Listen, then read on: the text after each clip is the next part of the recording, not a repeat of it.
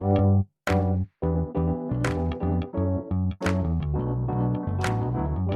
by Riverside.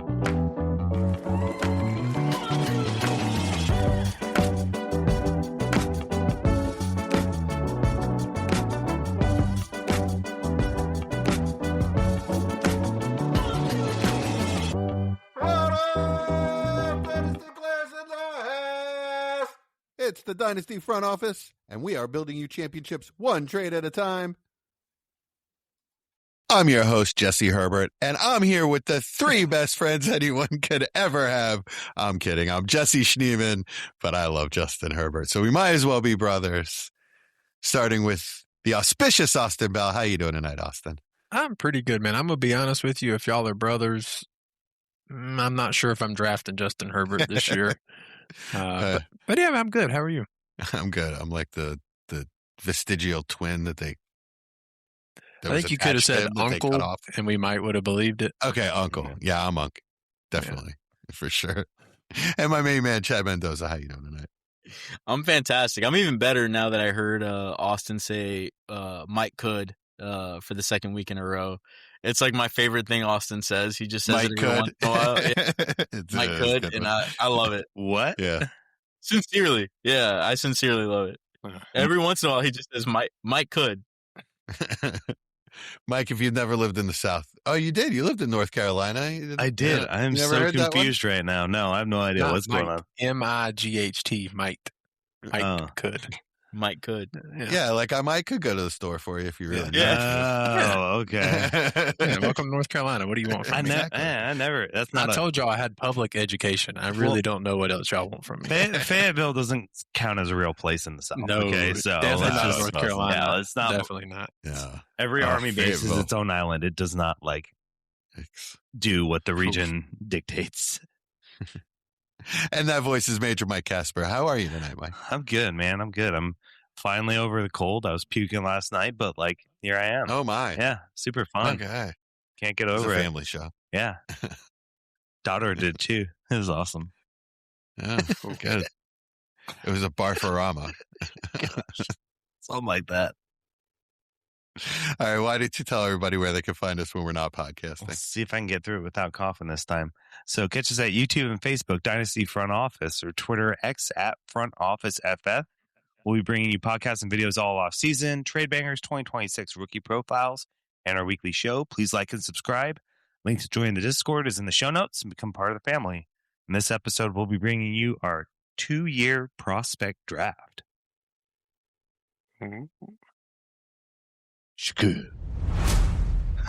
Yes, that's all we're bringing you this episode. That's it. All right, so we're smashing 2025 and 2026 prospects together, and we're doing a 2-round mock. You okay, Mike? Sorry. Just the way he said smashing, I was like, we're smashing. Is it a funny image for you? Yeah, I was like, all right, dude. And just to clarify, this means as a prospect only. No landing spot, no draft capital. So 2025 rookies at this point in time, in February, and 2026 rookies as of today. Yes. So some names are going to be really high. Some names are going to be really low. So y'all don't yell at us in the comments. Or we'll remind you when we're making the pick. Yeah. We'll remind you. We'll remind you. Hey, if we were drafting today, I would not take them here. But if you're going to message Jesse and then tell him how crazy he is over Justin Herbert. Yeah. But just add that part in too. Yeah. He'll probably talk about Justin Herbert somehow in this draft. We'll see if we can get it in there. All right. Chad, why don't you lead it off with 101? Yeah, for 101, I'm going to go with Jeremiah Love. And I might be the only person that has this take. I think Jeremiah Love, out of the last 2 draft classes, is clear-cut 101. Wow. I go back to where I had Ashton Genty last season at this time, and although I do believe that Ashton Genty was a clear-cut 101 of his NFL or his draft class in 2025, I do think he is better than Amari and Hampton, although I did have them closer than I think you guys did. I think Jeremiah Love is closer to Bijan Robinson, Jahmyr Gibbs than he is Ashton Genty. Bringing the heat. And yeah, I like I said, I like Ashton Genty slightly lower. 102 I think would be a great place to get him in this exercise. But yeah, for me it's Jeremiah Love all day. So, Mike, I forgot you didn't make picks in this, so you're hosting this. Yeah, I know. You just took over, and I'm like, well, I'll just sit here and throw random comments out and things like that. It's just like, oh wow, yeah, no, you don't say. I missed that whole part. When we were doing this draft, I was doing other things like Jesse, you're awesome. making a living for my family. Tell Chad why he's crazy, or are you just going to agree? Nah, because I didn't say it. Jesse won't just agree. Yeah, no, but you have the 102, so. Are we just going to go straight to the yeah? He told you to say why he was the host crazy. is asking your opinion, Jesse. Oh, I thought you said Austin. Come on, Jesse. Austin or Jesse. Tell me why Chad's crazy. Hey, guys, we're doing a podcast. Just so you guys know. Oh, we started. Shoot. Totally thought you said Austin. I don't know that it's all that crazy. They're both in the same tier for me. So I actually, I'm fine with it. Yeah, the way people are talking about Love right now, I just don't think it's that hot of a take. Okay. All right. Austin, then just tell us who you got at 102 then. We might as well just move this along. 102, Ashton Genty. Chad made it easy. Having the 101 would have been tough, so I really don't think Chad was crazy with that. But this makes it really easy for me. It's the clear blue chip prospect left in the draft. Give me Ashton Genty, and let's hope he goes to a really good spot that he can dominate. It's kind of what I would think at this point. Okay, if either of you guys had the 101, would you have put Love there? Or is it just No. Chad? Just Chad. But Okay. it was really close. Jesse, if you had the 101? I probably would have gone with Genty. Okay. With no landing spot. Okay. Fair. Though I will say, I think next week with the combine coming could absolutely change some of our thoughts and minds. And there's a real possibility Jeremiah Love runs a 4.3 something with a 10-yard split that's in the low 1.5s, and it's going to just make him go crazy if he does that. Yeah. So sure. that wouldn't blow my mind if we did this exact draft in a month. Everybody's having Love at 101. Okay. To me, he's like if Alvin Kamara was as athletic as Bijan Robinson. That's what he is for me. I basically think he's like Jimmy. You would think he has Like, near mean the with the contact balance The of either one of receiving those skills, guys. you mean, right? Yeah, no, he doesn't. You're right. I would say that's one of his not weaker standpoints when you're talking like a 1 to 10 scale, but I would give him closer to an average number with contact for like NFL average for contact balance. Then, especially if you're talking about Bijan and Kamara, because that was their like sticking point for both of them. I mean, Bijan had the best contact balance I've ever seen. Now I didn't get to watch Barry Sanders, so let me go ahead and state that. But I think that would be the biggest gripe I would have with that statement when comparing those two guys. Well, I'm not comparing every facet of their game. I'm just saying athletic ability. So I'm just saying a more explosive athlete. He's a more explosive athlete than Kamara was, but they have all the similar, as far as their game goes, very, very, very similar styles, and I think very similar production. And the fact that he is going to be an extremely good receiver. PPR formats, I think he's going to be up there with Gibbs. All right. Nice. All right. I think we got the two easy ones off the board. So, Jesse, at 103, where do we go from here? One other thing, I'm taking a quarterback, and I'm taking the most talented quarterback out of both of these classes, and that's Cam Ward. He has the best physical tools. He's the best arm.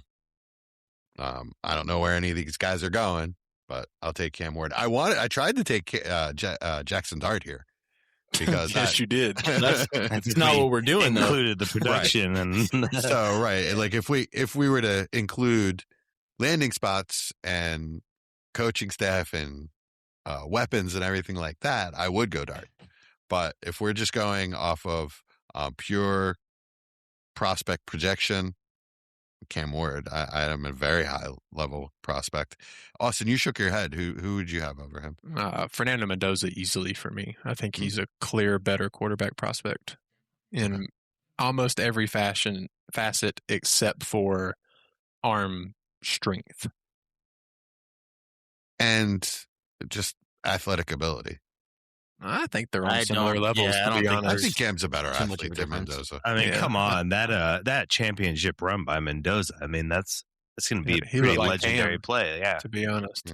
Yeah, I think they're pretty similar. I mean, if you're talking about arm strength, Yeah, I definitely think Cam wins that one. But I think arm talent's really similar as well. Yeah. But I think Mendoza's a better processor of the field and works on schedule a lot better. Yeah, I agree. Cam Ward's a lot better off schedule, and he makes throws that Mendoza can't physically make. Like we saw. Well, I can't talk about what Cam Ward did in the NFL. Yeah, it didn't happen. We don't care. Yeah, we're not there no, now. exactly. All right, Chad, 104. Back to you. Second pick. I'm going to go with the guy I would have actually taken above the quarterbacks, just period. And that's Amarian Hampton. I had a pretty similar grade, between him and Ashton Genty. Ashton Genty just a notch higher. But I did have them in the same tier. So Amarian Hampton for me, 104. I love it. All right. Any disagreement or problems with that? Yeah, I do. Yeah, I would take a quarterback over Hampton. Yeah, there were multiple players I would take over Hampton, but we've discussed that at nauseum. Lower on Hampton. Hampton's my next running back on the board, but I would take Mendoza. I guess probably just Mendoza over him. It didn't end up being that crazy because Amarian Hampton consensus went ahead of Cam Ward. We'll have Cam Ward pretty easily, yeah. Yeah. Most of the time. So okay. So that puts us at 105. Austin, where are we going after Hampton? I'm going to go ahead and take my QB1, Fernando Mendoza. I was thrilled when he fell to 5 for me, so I already touched on why. So pretty easy for me. All right. And there wasn't anyone else you were considering here at 105? Awesome. No. I was going to take him 103 if I'd have had the pick. So okay. All right. I think it's pretty fair. I think we're ready to talk Mendoza here. We'll do 106 and then we'll recap halfway through the round. Jesse, your second pick, 106. Yeah, I had to take a long, hard look at myself in the mirror and be honest and take Travis Hunter. I was very high on him last year. Very, very high on him because I think I was blinded by the upside. I was blinded by what he could be if he just concentrated on being a wide receiver. And, looking back there, I just think I ignored red flags that I shouldn't have. And, him being such a high level defensive player, there was always the chance that even though the reports were that they were going to concentrate on offense more than defense, there's always the chance that could change. And right now it looks like it's going to. It's not set in stone, but it does look like he's going to play more corner and just have offensive packages. But if Travis Hunter ever does concentrate fully on wide receiver, he has a higher upside than any other wide receiver in this class. Yeah, I just don't see how he could, if they're really going to focus on DB more, be able to switch back and forth as things dictate, right? Because I think, because the landscape looks like, well, Parker Washington broke out and Jacoby Myers clicked really well. So, and our secondary sucks. So let's focus him at corner, I think is the kind of thought. But like, hey, if Jacoby goes down or Washington goes down, it's like, well, maybe we'll get him more involved now. Well, it's kind of too late at that point. I don't know. I don't know if it's that easy to go back and forth. I don't know if it's like too late, but it definitely does stunt some of his progression, his growth. The issue is that he needed a lot of development at wide receiver. A lot of his profile came from his athleticism. So them not deciding to commit the time that it takes at this point just is really rough. I mean, he could really. I didn't concentrate enough on the fact that his profile for a non-IDP league could just be an unstartable player, someone that I could have to cut in a few years. This is a question I actually haven't heard a whole lot about. What's he worth, and what are you even moving him at all if you have him? No, you hold right now. Yeah, you hold right now. I mean, I'm not opposed to buying. I was going to say, then can you buy for a late second? I would pay a late second that. for him. I would pay that, especially in this class. What about because it's a dart throw anyway. Would you pay a 206 Yep. for him? Yep. Yeah. I may feel a little bit differently come April, but currently, yes. Okay. What about you, Chad? Just hold, no buy, no sell? Probably mid to late-ish second. Okay. But even that, I'm going to have to really give some thought to it. I just, with the reporting the way it is now, I don't know. I mean, I don't think he's that great to where if he's only playing in certain packages, he's relevant at all. Yeah. If he was already a polished player and didn't need the practice time and the reps, then maybe. Yeah, I'll be really curious to see when the first off-season program comes out, how much offensive usage he's getting. I think that'll be a real tell to see what we can expect going forward. I wonder if they'll have him play offense in the preseason. I don't know. Yeah, just to keep him warm there. Anyway, all right, that's enough Travis Hunter talk. Chad, I said I was going to recap. So 101, by Jeremiah Love. 102, Ashton Genty. 103, Cam Ward. 104, Marion Hampton. 105, Fernando Mendoza. 106, Travis Hunter. Chad, who do we got? 107. Carnell Tate. Okay, first wide receiver with this new class. Yep. Yeah, Carnell Tate for me is wide receiver 1 in the class. I actually would have had him above Travis Hunter. Post-draft, when the actual NFL draft happened, I would have had Travis Hunter ahead of all these guys as far as the whole batch of wide receivers because I thought the Jags landing spot was really nice, and their commitment to play him at wide receiver, what we thought was their commitment to play him at wide receiver, was kind of the what I needed to hear. But yeah, I mean, with all the reasons we talked about, Travis Hunter's value depreciation going on now, Carnell Tate for me is easy to have as a wide receiver 1. Okay. All right. Anybody? Anything else about Carnell Tate? We'll move on. I have running backs higher than him, but we'll go over that in a bit. Okay. Yeah, and my next pick would have been the first receiver off the board for me. And who was your next pick, Austin? Let's just get there. 108, I took Mekhi Lemon. He would be the 101 at receiver for both classes. It would be really close over who I would have had at 101 for the 25 class. But for me, Lemon is the most polished and NFL-ready receiver between the two classes. Yeah. It was hard to pull out the bias of knowing where Tet goes and how Tet was in his rookie year. Yeah, but yeah, it was. But knowing how I felt about T-Mac coming out, I did have him at wide receiver 1. It was really close with Hunter, so I really liked the Hunter pick at 106. Jesse, I thought that was, brave of you to admit that, because I remember how high you were, and I thought it was a good process. So for you to feel that and acknowledge it is right, and it makes a lot of sense. So yeah, with McMillan, it was tough, but I went with Lemon. Sure. All right, Jesse, 109. Talk about our RBs. Yeah, Travion Henderson. So I have him above any of these wide receivers except for Hunter. Okay. I had Hunter I think I had him at 103 last year. So, or 104, depending on whether I needed a quarterback or not. Because there are places that I took Cam Ward at 102 over the rest of these guys. Whether that was the right thing to do or not, I don't know. But we'll see. We'll see with Dable this year. But yeah, back to Travion. I had him as an elite talent and or just basically right next to Hampton. Just a notch below Ashton Genty and above the rest of these receivers. Oh, okay. Do you mind if I kind of talk about where Henderson is right now? Because I feel like he's a pretty volatile asset.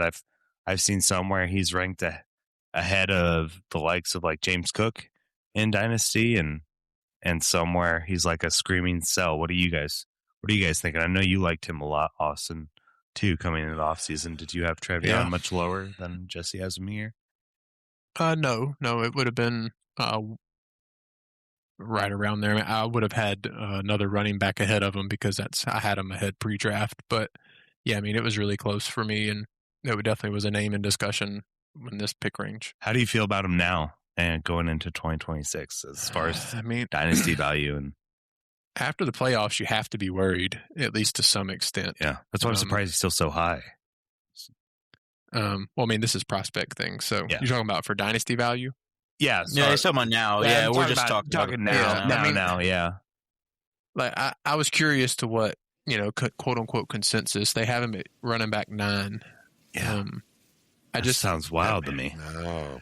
Yeah, but looking at the names below, I don't feel It's because they're older. thrilled to take the other ones. I mean, Judkins with the injury, Bucky, whatever he had going on last year, Brees, McCaffrey, Kenneth Walker, Chase Brown. I mean, you can make an argument for any of those guys, but at the same time, we also did see some elite ceiling play with Henderson. So you don't know if the offseason, he's going to get the work or not. But yeah, after the playoffs, you have to be a little bit worried. I think what we saw was a rookie year. Yeah. You have a coach that loves veteran players and is not going to trust rookies.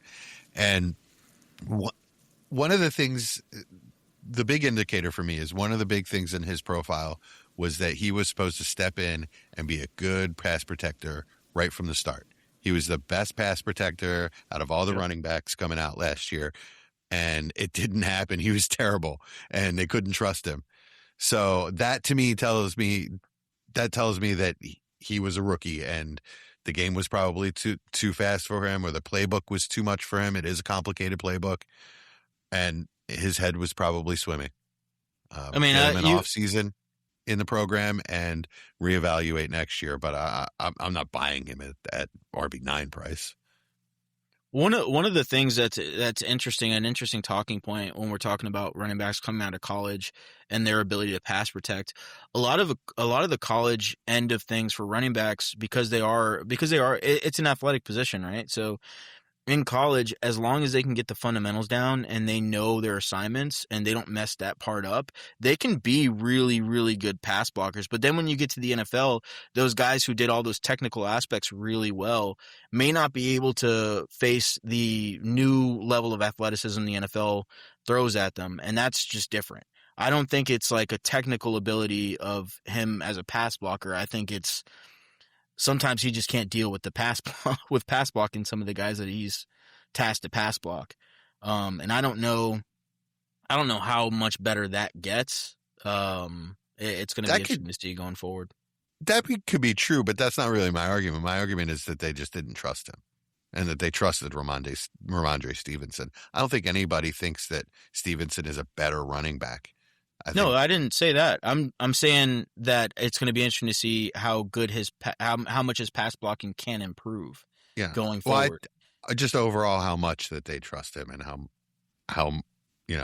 much he can prove that he can be in the right spot when he's supposed to. So something that came to my mind after thinking about Travion's rookie year was DeAndre Swift's rookie year. The usage wasn't what we thought. He never quite got the work we wanted. And we ended up learning 2 or 3 years later that the coaching staff basically just hated him and didn't trust him.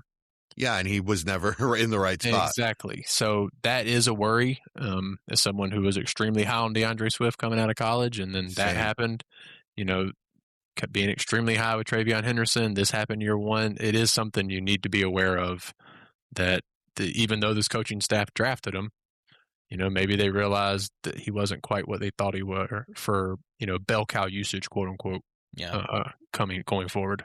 Miles Sanders, another one. Yeah. Yep. Yeah. Elite blindness.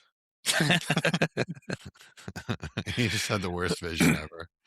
All right, Chad, that's enough RB talk. Who we got at 110?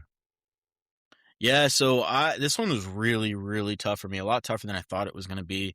But it was made a little bit easier because I forgot for a brief second that tight ends existed. I probably would have went a different direction, but I ended up going with Tetairoa McMillan. I like Tet. I have him and Jordan Tyson very, very, very close. I have all these guys really, really close that we've mentioned so far, all the wide receivers.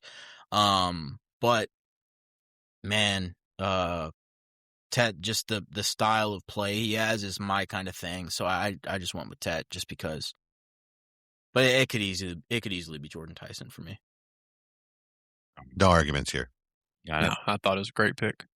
All right, Austin, 111 then. It was pretty crazy for me in this draft. My first 4 picks, I got my first at the position in each draft. So I went with Tyler Warren. Felt like a steal. I know I was extremely high coming out last year, and I know Chad was as well. So getting him here at the end of the first with these 2 classes together is a great steal in my opinion. Perfect draft for you. Yeah, that was when Chad to said. start. It changes, but to start, yeah. That's when Chad was like, "Yeah, we do have tight ends." That's right. I do remember how high you were on Warren, Chad, going into the draft last year. So, like it, love it. Yeah, because I would argue with everybody that listened or that wanted to argue between Colston Loveland and Tyler Warren. Yep, and I took him in one spot. I took Loveland in one spot first, and I took Warren in another spot first, and honestly, I don't regret either. It worked out, right? Yeah. Oh, I just want y'all to know, listen, a friend of mine is in a startup. Colston Loveland went as the second tight end off the board. Wow. 1.0 tight end premium, he went at the 203. Wow, he went before Over Bowers? No, he went, before Bowers, yes. Oof. That's crazy. Was nuts. Yep. No, let me rephrase that. He went at the 302, the pick after Bowers before McBride. Oh, okay. Before McBride? Yes. Wow. Yes. McBride went first of all, for listeners, if you're in a 1-point premium tight end league and you have even one flex and you allow McBride to fall into the 3rd round, you are a psycho. Don't let it happen. You are a psycho. My friend got him at 306. That is my crazy. gosh. Yeah. He could be the number 1 scorer in the league. Yeah, he was. I literally would have took him at like 105.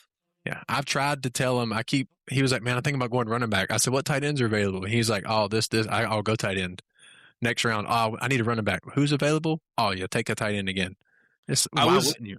I was in a 1-point premium league it was start one QB and 1 super flex, 1 RB, 1 wide receiver, and the rest flexes. And it was 1-point premium at tight ends. It was the only there was no other crazy bonuses or anything. And I ended up with McBride, Bowers, Kittle, Kelsey, because I just kept spamming them. And everybody was like, what are you doing? I won the league. I'm like, of course. Do you guys not realize the difference? It's 1 point It's like premium. a free 10 yards for catching it. Yeah. Yeah. Yep. They can like, catch I'll figure it for everything 0 else yards and you get 2 points. All right, Jesse, close us down the first round. Yeah, so speaking of tight ends, I really wanted to take Loveland here, but again, if I'm being honest, I had Quinshon Judkins rated right there with Travion. Yeah, good choice. Quinshon and Travion were neck and neck, before landing spots. I'd have taken either one of them, so I had to go Judkins here, if I'm being honest.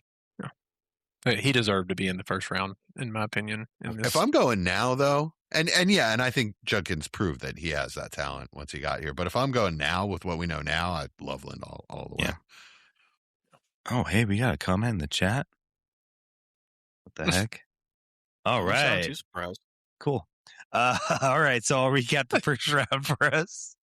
We got Jeremiah Love at 101, Ashton Genty, 102, Cam Ward, 103, Marion Hampton, 104, Fernando Mendoza, Mando. All right, 105, Travis Hunter, 106, Carnell Tate, 107, Mekhi Lemon, 108, Travion Henderson, 109, Ted McMillan, 110, Tyler Warren, 111, and Quinshon Judkins, 112. With the first pick of the second round. Hold on. Halfway draft reminder. This is a prospect draft. Prospect, yes. Yes, so no landing capital, nothing like that. So just for anybody listening as a reminder.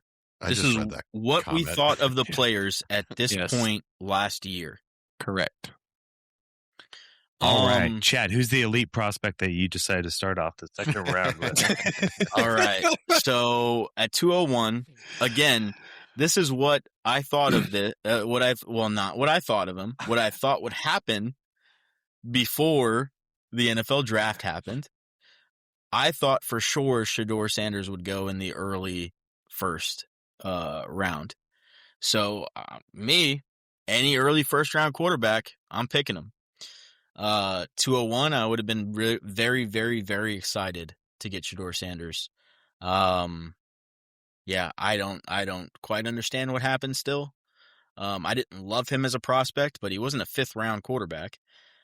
So yeah, I mean, I kind of understand what happened, but yeah, it's wild. It's wild. Anyways, I picked Shedeur Sanders. I thought he was going to go in the top 5, top 6, top 7 picks. Yeah, didn't happen. I honestly would I would like to see the hypothetical time machine of he actually did go to Baltimore and then Lamar got hurt and he stepped in to see what would happen. I would have much rather preferred that than whatever that was in Cleveland. So in a previous episode, Chad, we talked about Kyler Murray, and you said any quarterback that in Superflex that has a starting job or a chance to start is worth a high second. Well, he also said that has a big contract or high draft capital. Okay. Yeah. Contract's the most important thing. I was going to get him with Malik Willis, but he hadn't got that contract yet, so I stopped. Yeah. Okay. It's all about the contract. That's the most important thing. Okay, so Shedeur doesn't qualify. Gotcha. No, I mean, he's the opposite, right? He's getting paid nothing. Yeah. So. All right. Austin, 202, get us back on track. Yeah, we'll go with Colston Loveland. I wasn't as high on him coming out last year, but still liked him as a prospect. He was a tier below for me for Warren, but still in the 2nd round in this class. With the 2 classes combined, he felt like a great get at the early 2nd. Anyone that listened to this last reception perception episode should be drooling over Colston Loveland. Yeah, he just unlocks that offense, and I mean, he could be their number 1 receiver next year. Yeah, realistically. I mean, from week 9 on, he pretty much was. Yeah. Didn't he lead the team in receiving on the year? Probably with injuries. That wouldn't shock me. Yeah. The wide receivers were in and out, and Luther Burden wasn't playing for a good chunk of it consistently. I mean, Cole Loveland also came on late, so that's fun. Yeah. It wasn't interesting. All right, Jesse, 203. All right, steal at 203. I get Jordan Tyson. I would be just as happy to have gotten him where these guys took Carnell Tate or Mekhi Lemon. Like, I have him neck and neck with those guys. Tetaroa. I think I'm just going to call him Tetaroa now, or Mr. McMillan, because he doesn't want to be called Tet, and I'm not going to call him T-Mac because you can't nickname yourself. So Mr. McMillan, Jordan Tyson, 1, 2, 3, 4, 5 picks later? Yeah, really happy to get him here. He's got number 1 wide receiver potential. Yeah, that is good value. You can't nickname yourself T-Mac. Like, that's like... Right. That's like another, like, ball player nicknaming themselves MJ. Like, no, come on, man. Like, that's true. No, we're not doing that. That's true. Yeah, there was already Tracy McGrady. I'm sorry. Or somebody, my name is AI. I play ball. Andre Iguodala tried to do that, if you guys remember. And he played for the Sixers at the time. It really didn't work. Gosh. All right. Chad, 204. We're kind of rolling now. All right. So, I'm going to go with Jadarian Price at 204. I have him above the rest of the running backs. I have him above the rest of the wide receivers. This is, again, pre-draft, pre-landing spot, pre-production. So have him above like Jackson Dart and all those kind of guys too. Jadarian Price for me, I think is the most disrespected player, pre-draft in Dynasty right now. I think, what is he? RB 31 is what he's being valued at, behind Bashal Tuten. So I don't understand that. I think he's immensely talented. I can't wait to see what team picks him in the 2nd round, and it should be smooth sailing from there. There are worlds where Bashal Tuten has a starting job and Price doesn't. Yeah, but Jadarian Price is a much better player than Bashal Tuten is. I will say that in NFL draft talk, buzz, whatever you want to call it, he's not getting disrespected. He's pretty much universally regarded as the RB2 in this class.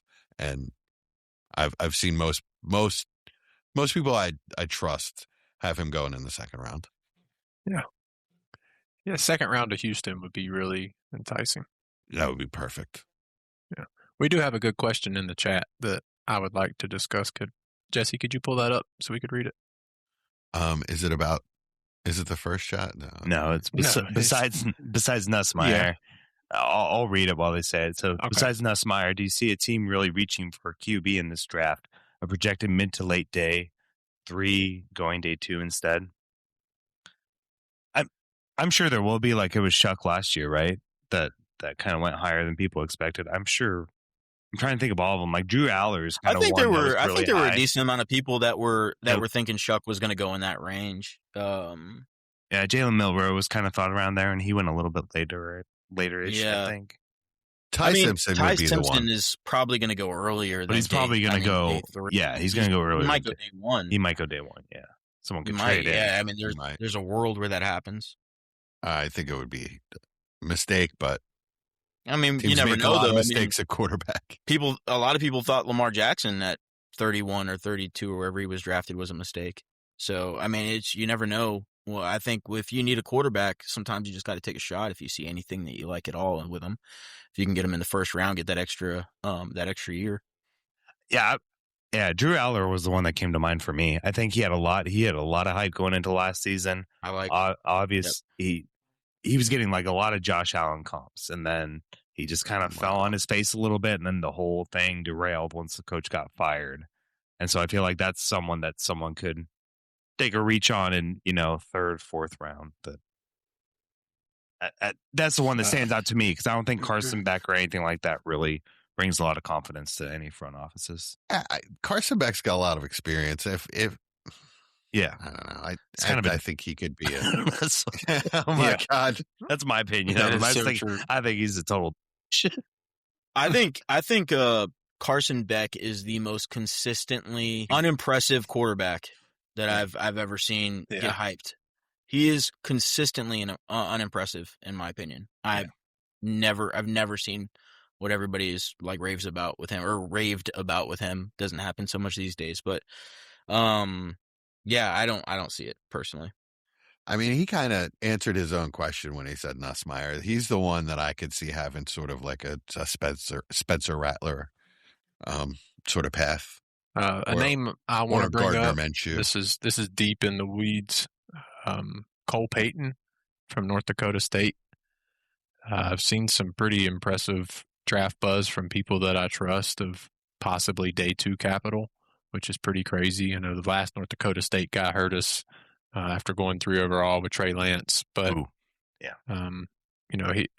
I watched 2 of his games lightly. It wasn't like all 22 or anything, but he makes good throws. He's enticing. He is a lefty, which is always a weird thing to watch, but just a name deep that come April we may be more familiar with. Y'all know I like a good lefty quarterback. You do. I'm with Mike. I think Drew Aller is the most intriguing prospect outside of the ones that are consistently talked about in the day 2, day 1 conversations. With his arm talent, his size, there's a big possibility somebody can fall in love with him and think they can fix his mechanics, because that's the one thing that I think is absolutely terrible about him is his feet he's are not terrible. consistent. Yeah, they're bad. But I mean, what is he like? 240, 6'5", 6'5", 235. Yeah, that's why. With a cannon of an arm. Yeah, an arm that is impressive. Yeah, so he's one of those guys that if in 5-10 years somebody was like, "Man, Drew Aller was a guy," I wouldn't be shocked. He's got all the traits and stuff. He's just got to fix some of the kind of situational issues he has, where he just makes randomly really ill-advised throws. And then the mechanics, obviously, they're just so weird. They're all over the place. They change from play to play. It's interesting. No one brought up Cade Klubnik, right? No. All right, good. Just making sure. I just wanted to make sure nobody said that name. All right, let's get back on track. All right, 205. Thanks for the question, though, Grandizer 12. Yeah. Appreciate it. Yeah, excellent question. So we got. Oh, I almost said the name. Austin, who do you got at 205? 205, I took another tight end. I guess this is what I'm doing now. I took Kenyon Sadiq. At this point, there wasn't a clear player that, looking through the last 2 drafts, that I felt great about, and Sadiq was the one that I felt like had the highest prospect value, though I ended up not drafting the other player that I really wanted to take here. So I'm going to go ahead and say it. I really wanted to take Eli Stowers here. I've having a real internal confliction on which one is my tight end 1 in this class. So I'm hoping the combine helps me figure out if Stowers can test athletically enough. I know Sadiq's going to. So if Stowers can, then he may jump him for the tight end 1 for me in this class. That won't happen for me. Yeah. Not, at least not pre-draft anyway. But yeah, that's 205 Sadiq. All right. Jesse 206, take it away. Yeah, elated to get Emeka Ibuka here. I had him in the late first last year, so I would absolutely love him here. I would take him above Sadiq. I would take any of the next 3 players that were taken actually over Sadiq. As I had them rated. Fair. Anybody else like Buka here? 205? Well, that's fine. No, perfectly fine. Good. All right, Chad, give us another really trailblazer in his rookie year. Yeah. So yeah, of course I'm getting stuck with all these guys, but no, but this one I actually should get stuck with because I really did believe that he was going to be a productive player in year 1, and Caleb Johnson. I was a little lower on him going into the or like before the draft because landing spot was so big as far as where he was going to end up. But once he was in that gap scheme, I was, that zone running scheme, I was very, very excited. Yeah, it didn't work out, but Caleb Johnson for me before this time last year, before NFL draft, before combine, all that kind of good stuff, I really liked him as a pure runner. Yeah, one of those things that misses. It's funny because I had like almost the exact my pre-draft running back rankings. I had almost the exact order they were drafted, but still such a huge miss with Caleb Johnson. It's I still don't understand why he's looked this bad. Maybe it is just athleticism. Hopefully, there's still something there to be salvaged. But even I think the firmest believers are having doubts at this point. Yeah, I'm curious. Is there anything left? Is there any path to him getting touches? It's hard to predict it with as bad as year 1 was. It was pretty catastrophic. But I mean, never say never. You never say never. But it's best case scenario. Tomlin's out of there, who obviously did not like him. Yeah. And I mean, both running backs are free agents, right? Not Warren. Not Warren, but Gainwell is, yeah, as far as I'm concerned. Gainwell is. Yeah. I don't see them re-signing him. Yeah, I'm pretty sure Tomlin came right out and said in a press conference that Caleb Johnson wasn't touching the ball anymore. I think he said somebody's going to be back there. I think it was after the kickoff return. The kickoff. Yeah, that's what it was. He said somebody's going to be back there, but it's not going to be number whatever he was. Oh gosh, that's awful. Yeah, but I in full disclosure, I like Sadiq obviously better than Caleb Johnson now, but I'd have taken him over Sadiq, given the choice at the time. Cool. All right, Austin, tell us who Chad would have liked to have taken if he hindsight 2020. This is one I got lucky, so I'll take my pre-draft QB2 Jackson Dart at the 208. You can't. I took him like at 103. Yeah. It's just for the listeners so they know we have a group chat and we're doing this pre-production kind of work while we're just living our daily lives, and we're like, all right, let's get this started, and then pick 103 comes in. He's like, Jackson Dart, and we're like, Jesse, do you even know what we're doing right now? In my defense, I was only at work. Prospect. He's I was clearly he has more value here. And I am a chef, so it's not like I just sit at a desk all day and can be on my phone. But I wanted to take Dart 101. Yeah. You hate Dart, Jesse. Don't even try to get our listeners on that. I don't even want to hear it. That's not true. I don't hate Dart. We had to talk you into Dart over Cam Ward post off season. Yeah. I'm there now. Okay. Well, good. We're glad. Good. We're Okay, glad there you joined go. the party. Hopped on At board. least we know somebody listens. No, but it actually was. I did have to debate it in my head. So Cam Ward, Mendoza, and Dart. Right. If you objectively look at it, Cam Ward's now got coaching that I believe in. I think Dayball's a really good coach for him. I think that'll work very well. He'll bring out a lot in him. Dart's got really good coaching as well. Mendoza, I think he's got perfect coaching and really good weapons. It just comes down to Dart has done it in the NFL and has Malik Neighbors. Well, and the biggest component, at least in my eyes, the rushing upside is the rushing floor is so. Yeah, yes, and he has the rushing upside over any of the other quarterbacks. Yeah. Sure.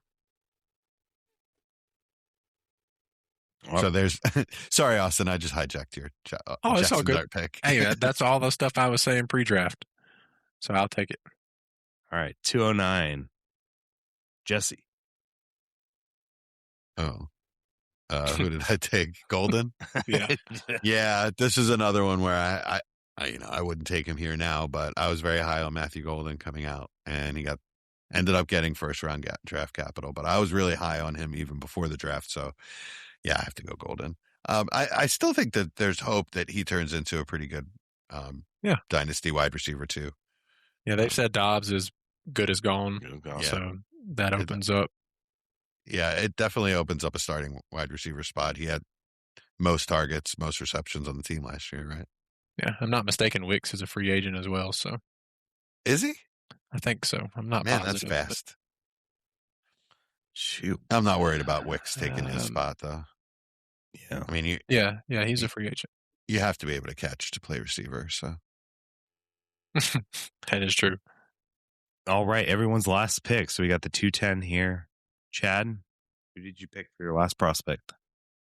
Yeah, so at 210, I picked Denzel Boston. He's my wide receiver 4 in the class. For me, he's in a tier of his own.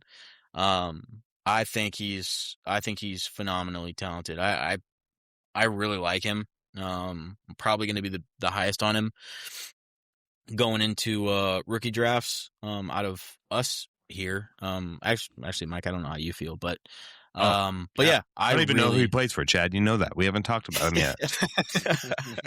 But yeah, Denzel Boston, for me, I think he can do a little bit of everything, and the things that he does really well, he does really, really well. So I'm going to be excited to see where he ends up. I am very optimistic that he's going to be a top 20 pick. I think he does have top 15 pick upside. Austin, I want to hear your thoughts on Boston. I don't want to get into Save it it too for the hard, prospect but profile. Yeah, there we go. No, get into it. It just, he feels so meh. Like, I don't see, other than contested catches, I just don't see anything.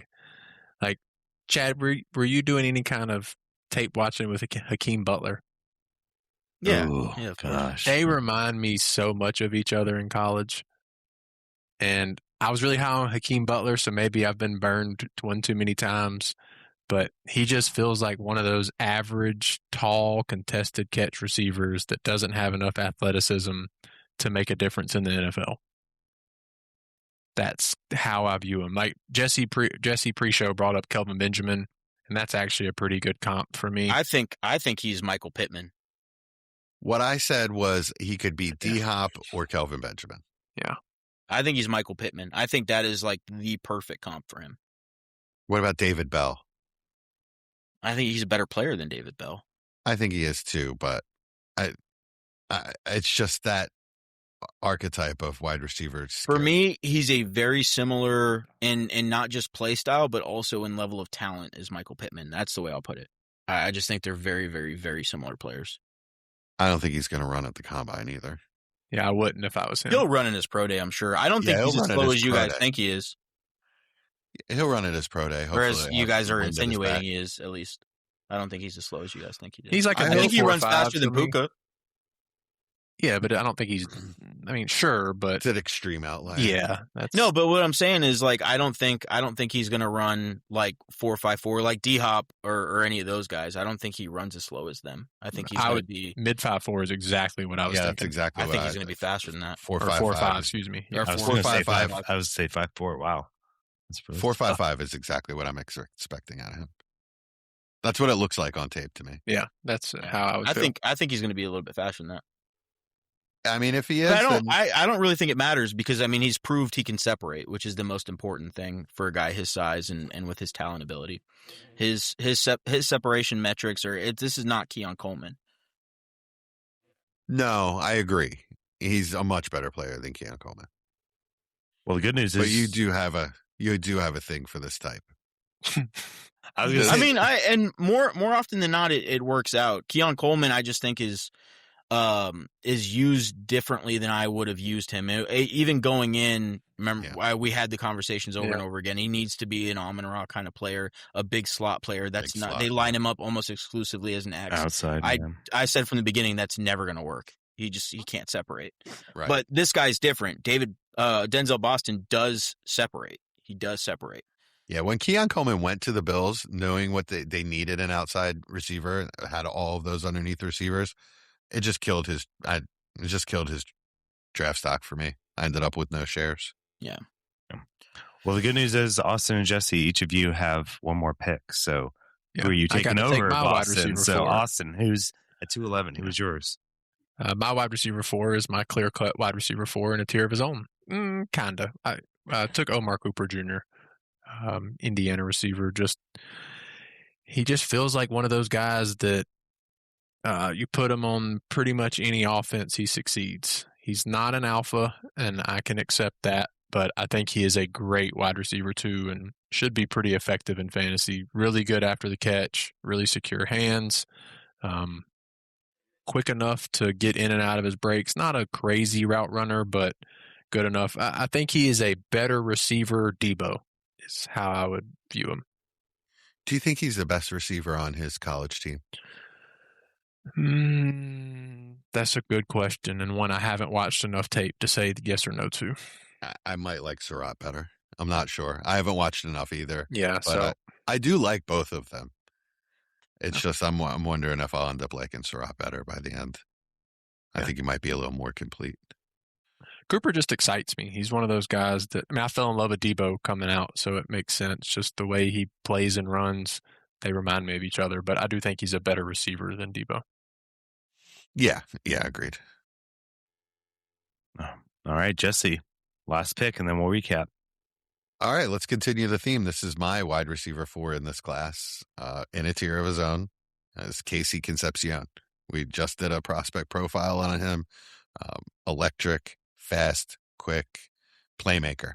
All right, somebody that can score from anywhere on the field. More and more of my leagues are including kick and punt return points, and it's becoming more and more important in the NFL as they change the rules to make it more and more important. So, yeah, I'll take him here. There are other guys that I considered, though. It was really tough for me not to consider guys like Dylan Sampson. I was very high on him before the draft last year. I thought he was going to get better draft capital than he did. He ended up proving that he is a good NFL back, by the way. Mason Taylor, Arroyo. I was very high on Arroyo last year. So I considered all those guys. Am I forgetting anyone, Austin? You were super high on those tight ends. I remember that. Yeah. We both discussed Stowers after the draft. Yeah, Stowers was the other one that I considered here. The name for me, aside from Stowers, was Cam Scotabo. I had him at, I think, 5 pre-draft. Oh, yeah. So I he would forgot have all about him, actually. Yeah, he would have been my next running back off the board. Yeah, he'd have to be in consideration. And I guess in Chad, for you, it was RJ Harvey. Would that be the name? Yeah, because I know you were really high, and kudos to you for that one. I almost put RJ Harvey in a couple times, but then I remember I wasn't there with him until he got the draft capital to the Broncos, what I thought was a perfect fit. Yeah, I think me and you both had him at 9 or 10 pre-draft, whereas Chad had him at 5 for me. Yeah. Okay. Right on. Yeah, I had Dylan Sampson that high. All right, so we'll recap the second round. So 201 was Shedeur Sanders. Again, prospect profile, everyone, in case you've fallen asleep. Colson Loveland, 202. Jordan Tyson, 203. Jadarian Price, 204. Kenyon Sadiq, 205. Emeka Egbuka, 206. Caleb Johnson, 207. Jackson Dart, 208. Matthew Golden, 209. Denzel Boston, 210. Omar Cooper Jr., 211. And Casey Concepcion at 212. All this to say, guys, now that you're looking back at your processes for, analyzing these players last year and how you had them ranked, has any of this changed how you've approached your analysis and how you're looking at the rookies this year? Is there anyone where you're like, man, they really burned me with this, and I, taking a second look at that now with upcoming classes, or is it all kind of just the same? I think there's a lot of similar players, to be quite honest with you. Like, I don't think there is a Caleb Johnson kind of player that's, we're expecting to get, we're expecting to be drafting early, or Shedeur Sanders, where, maybe kind of process issues could, have them drop. I think those kind of are the rare, thing we'll probably never see again with Travis Hunter and his positional issues. So a lot of those warning signs aside that maybe we might have missed on, the one that is kind of interesting to me is the tight ends, right? Like, it's tough for me to come to terms with the fact that you could get Tyler Warren in the back end of the first, and you can get Colston Loveland in the early second, or back end of the first. And people are going to be picking Kenyon Sadiq at 106, 107, in this draft class. I think it's just the history of being burned at that previously, because you had, Kincaid and Pitts that kind of burned, players a little bit. And I feel like that's kind of what allowed those tight ends to drop a little bit. I don't know. What do you guys think? I'll say that one thing that has haunted me a little is I kept saying to myself in drafts last year, not that I had a lot of opportunity to draft Warren or Loveland, it didn't really come up, but I did tell myself a number of times I can get tight ends later in this class, because there were a ton of tight ends last year. Yes, I did hit on like some Fannin and some Gadsden, and to a lesser extent, I still like Mason Taylor and Arroyo, but it caused me to miss on like guys that could be the tight end one by the end of next year. So, yeah, just because you can get a guy a position later doesn't mean that you shouldn't take the elite player now. So, and that's kind of my point to an extent. Is that I'm not going to be able to convince myself to take Kenyon Sadiq at 106 if that's where he ends up going with draft capital, when there's going to be guys like Eli Stowers, like Austin was mentioning, that you could potentially get a little bit later. For me, this is the class to kind of have that mindset, whereas like last year, I just thought Colston Loveland and Tyler Warren were just different. I mean, those are like, once every 5 year kind of players that come out. But this year, I think I'd much rather take the guys going in the second round than I would Kenyon Sadiq, I think, is what I'm telling myself. Claire, Stowers, and even Trigg are all really enticing to me for the tight end position. Like, so I feel like I have a clear 4 guys at the position this year that I really like. I'll let the combine and the NFL draft tell me that. So with what Chad's saying, don't forget Roush. I haven't. Roush is a guy. Okay. He's my Gunnar Helm this year. Okay. I think he's better than Gunnar Helm, and I'm a Texas fan, and he's a better player than Gunnar Helm. Right on. He's a good player. So with what Chad's saying is, if Sadiq does cost the 106 or 107, then yes, I'm going to be off of that. I'm going to be trading back, and because I do feel like this tight end class is a lot closer in prospect ranking, I guess you want to say it. Whereas last year with Warren and Loveland, you had a clear tier break for me. This year, these 4 guys for me are really close. As it turns out, though, I think Fannin and Gadsden are very close to that tier with Warren and Loveland. Yeah, we'll see. I'm a little hesitant on both. I'm scared both are a little bit overvalued now, but they are exciting possibilities. Mm-hmm. Yeah, I wouldn't pay that price for either one of them, but yeah, Fannin's at tight end 5 right now. Yeah, I wouldn't pay that for him, but if I have him, struck gold. I have 30 gajillion Gadsden shares, so I have a lot of Fannin. Never have to think about his price again. Well, I'm probably going to try to sell some, but yeah. Traded Fannin in a second for Judkins in the playoffs last year. That's how over their skis people are. Yeah, that's nice. Yeah. Well, that's it. All right, gentlemen. Yeah. Is that it? We're in overtime. One thing I will. Let me just add one more thing.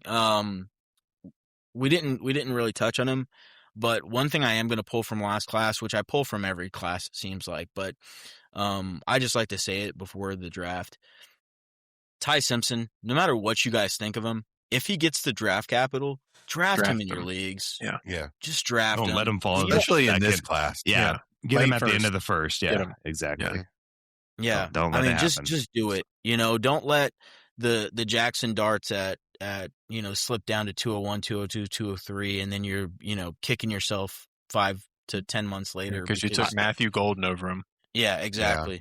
Right. And Jesse, don't bring up that one league you got him late. That's where I saw you loading it up. No, I was going to talk about Bo Nix at like 204, 205. Yeah, I mean, it happens almost every year. We do it almost every single year. That's a great thing. Penix is the one where did that burn you? Sure, but it didn't at the same time. Right? At the same time, he was the starter. So yeah, I mean, you had plenty of opportunity to move on from him if you didn't believe on him. And Penix has still got a shot. I mean, at the end of the day, you had an opportunity with everybody. You had an opportunity you still have the opportunity with Tyler Shuck if you still don't like him and you want to move off of him, but you got him in the mid second. And there was a point in time where he was going in the late second or early third, before the Derek Carr ended up retiring. And then even Shedeur Sanders, right? Like there was a point in time when Shedeur Sanders was announced the starter where you could get off of him for a pretty good price. Yeah. So there's going to be opportunities with these quarterbacks to get off of them if you don't really believe them. You just got to take them if they get the capital. Yeah, their value is just so insulated. Yeah, even if it's for a short period, it's insulated. Yeah. Much more than most of these other positions. All right. Now we're in overtime, right? We're in overtime. Let's do it. Austin, I'm going to give you an opportunity to talk about anything you've seen before we go into our thing. I haven't. He's been raving about Night of the Seven Kingdoms. Nonstop. Can't get him to I haven't seen it. Well, I've been watching the Olympics like crazy. Oh, yeah. That's good too. Been watching a ton of Olympic stuff. Nice. Yeah, the Olympics have been fun. Yeah, I've watched US pretty much really every evening. Yeah. Yeah, girls hockey. But other than that, the win tonight. that was an awesome game. Yeah. But other than that, honestly, I've been messing with puzzles. I've got this. All of a sudden, I ran a couple weeks ago. Gosh, you're turning into Jesse. A couple weeks ago on social media, I saw somebody post that they bought a puzzle for the first time, and I was like, "Man, that sounds kind of fun." So I went on Amazon, typed in puzzle, found one I liked. I did it twice in like 3 days. It was a 1,000-piece puzzle, and since then I bought 3 more. And that's just what I've been doing in my free time. You did the same puzzle twice? Yeah, because the other one wouldn't come in quick enough, and I had the itch to do another puzzle. So I put it all back in the box, shook it back up, and put it back out and did it again. Puzzle, Austin, the poor man's Lego. If I was hanging out with you and we did a puzzle, and then some hours later you're like, hey, let's do that puzzle again, I'd be like, I'd tell you to F off. I'm never hanging out with you again. I'm going home. Well, if we're hanging out, if I got somebody to hang out with other than my lady, which she enjoyed it too, I kind of made her do it, so she ended up. Did she enjoy it? Okay, I'm just gonna say, enjoy it. Doing the same puzzle twice in a short period of time is kind of nuts. But it wasn't even a short period; it was the same day. I finished that's it. nuts, bro. So to give a little bit of context, it was the original 151 Pokemon. So it felt different even the second time I did it or something. Well, it just felt different because there's so many different objects to put together, like in the puzzle. Yeah. Like it didn't feel like I was doing. It wasn't like a picture of a bridge where like, oh, this is water. Oh, this is grass. Oh, this is metal. No, it's like, nah, there's 151 different things. So yeah, but yeah, it was a little bit of. It still chaos on sounds me. nuts. Don't tell people you do It that. feels nuts, to be honest, saying it out loud, but it was fun. I'm on my 4th different puzzle now in the past like 3 weeks. Cool. That's awesome, man. Nice. Maybe awesome, but I appreciate it. No, it does sound cool. I actually went through a little spell during COVID where I was doing puzzles. That was a fun time to puzzle during COVID. Yeah, I could see that. I was like even gluing them and like making little frames and stuff. It was fun. Yeah. My 3-year-old's super into puzzles right now, so I'll send you some of her stuff. Well, also. look, I'm I not have kidding this- either. She's way into it right now. I have this 1,000-piece Harry Potter one that I gave up on, so I will send it to her and see if she's smarter than me, because she probably is. Oh, she's not that good yet. I couldn't No, do it's like unicorn princess, fairy dolphins and stuff. Like it's all sorts of crazy alright. stuff. Yeah. What's the over under on people sticking it out through the puzzle talk? Well, hopefully it's going to be just as high as what y'all are about to talk about, because I'm out here. They're literally all gone. Yeah. I have one puzzle story real quick. So when I was pledging fraternity when I was in college, one of the bonding things that they made us do was they got a puzzle and they put it all together and spray painted it black, and then took it all apart and made us put it back together. Did you know they sell puzzles like that now? Oh, really? It was really hard and really annoying, and it That took us weeks. sounds. It's It funny. took us weeks to do it. It was horrible. Like sometimes I like to make fun of the military because of all the stupid stuff that we do, but man, that is one of the stupidest things I've ever heard. Yeah. You just gave Actually, some it sounds sergeant like major an something idea the to do that. military Yeah, would you do. you just gave a sergeant major an idea to make a private that was in trouble, dude. Golly. Yeah, so speaking of puzzles, and not that I want to continue this puzzle talk much longer, but See, this is a good For the topic. love of but I've been watching Survivor, and I just thought about it because all the puzzles they do on there. Mhm. But yeah, no, that's been a lot of fun. Watched the a few of the newer like 40 something seasons, Are they good? and then they're actually pretty good. They're not bad. Okay. You kind of got to like dig into them a little bit, like the struggle through the first episode and just keep going. But there was one season, I think it was 40. It's either 47 or 48. That one was interesting from episode 1 because it had some freaking characters. I'll text you offline. Okay, yeah, please do. and 'cause let you know which one. I like watching seasons. Yeah, me too. It's going to be my Beast Games replacement. When Beast Okay, Games is yeah, over. I'll send it to the group chat then. And then now I'm on. I went back to season. I think it's 13. With like they had Exile Island. I don't know if you saw that one. Oh, yeah. Yeah, so now I'm watching that one, and that one's a lot of fun so far. Yeah. Those older, like from 20 and down, those are some good seasons. You gotta watch Jesse, do this too. You gotta watch the new one of the newer seasons that's like a really good season, like 47 or 48 or whatever that is, and then go back and watch one of the older seasons, and it's so jarring. Like just the time I'm difference between the excited. two. I'm excited to watch one of the older seasons. Yeah. Been yeah. a long time. This is a good one. The one that I'm watching right now is actually pretty good. I'll send you that one as well. Cool. All right. Knight of the Seven Kingdoms. My God. Chad, I didn't think it would be as good as you said it was. You undersold it. I mean, So I tried to sell it appropriately, but Hey, nobody you was sold it very appropriately, excited. so I watched them all in one night. Yeah, so and I was like, heated. I kept talking about them, and they would just be crickets. And I was like, okay, well, I guess I'm going to shut up because everybody wants me to shut up.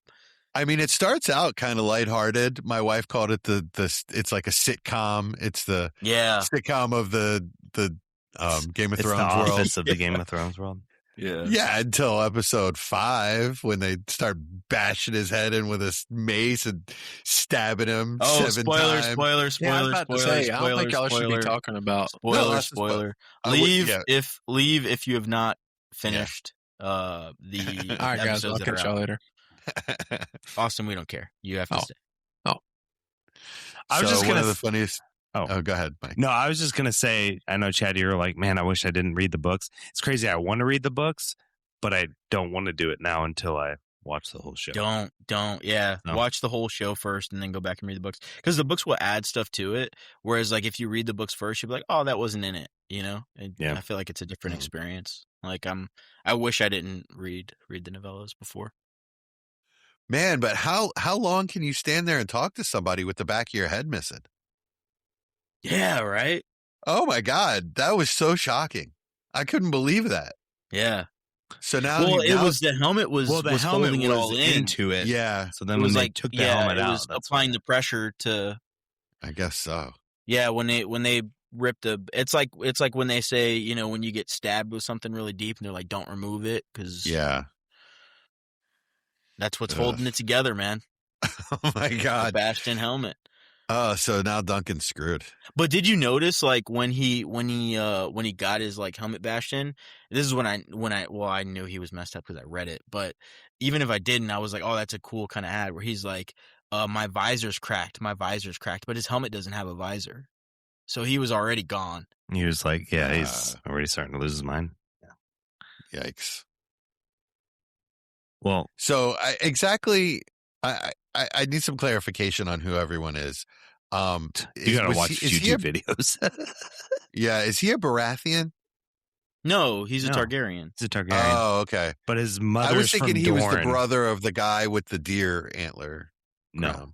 No, he's a Targaryen, but his mother was Dornish, which is where Pedro Pascal's character was from. So they like Gotcha. intertwine. That's why he has the dark hair. The Sand Snake or whatever. Yeah. Okay. So who's his brother? The guy he's Mycart. fighting against, with the Yeah. white hair. That's The his kind brother. of pissed off dude. His That's brother's the one that So killed he's him. next in line. Yeah, now. his brother's the one that hit him with the mace. Yeah. Okay. Oh, he is. Yes. Yeah, his brother I killed him. didn't- That's why he I was didn't like, catch that. hey, your helmet's Bastion, and he was like, oh, it was My probably brother. it was likely my car. He's strong.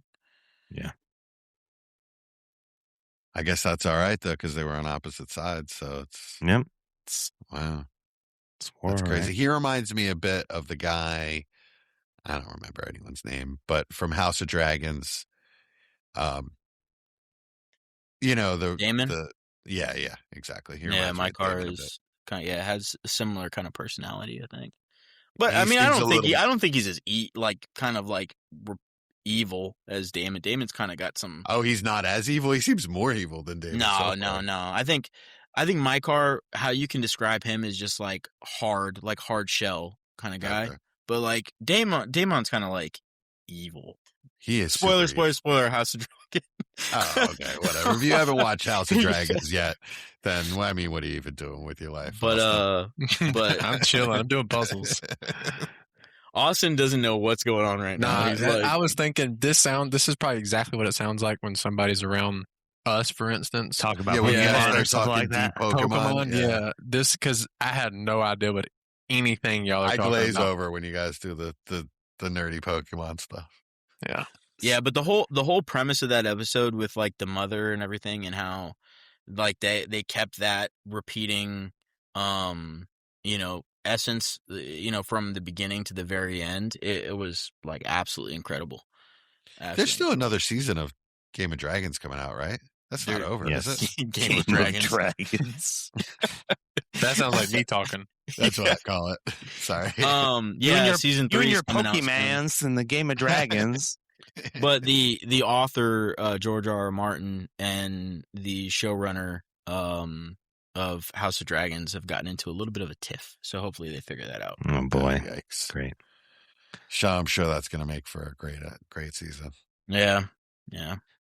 Well, season 2 was pretty lackluster in my opinion, but season 1 was awesome. I mean, there was a lot. I of mean, dragon it wasn't like Game of Thrones season 8, but it was it was a There's lot. a lot of dragon worse than fighting, so season I 1. liked it. Yeah, can't go wrong with dragon fighting. Did I mention that I started listening to the Harry Potter full cast audios? Did I Yes, mention that last week. already? Oh, What is dang. that? So they've redone all the Harry Potter books full like the full book, audiobook, but with a full cast. So like Dumbledore is the guy that played House. He's the voice actor that does Dumbledore's voice. Hugh Laurie. And then let's see here. Kit Harington was Professor Lockhart, from Game of Thrones. You said Snape's voice. Yeah, which I feel bad because it's Riz Ahmed, he was from Rogue One. I liked him in that too, but I don't like his voice as Snape. But even Keira Knightley's Professor Umbridge. So it's got some really, and the 4, 5, and 6 come out. I think 5 comes out in March. I think they come out like one a month now, but it takes like. What are they called again? It's just the Harry Potter's the full cast audio editions. So it's got, it not only has like cast, so like every single person like whenever someone's talking in the book, it's a different character like talking, right? Yeah. Like someone's actually casted to play that character.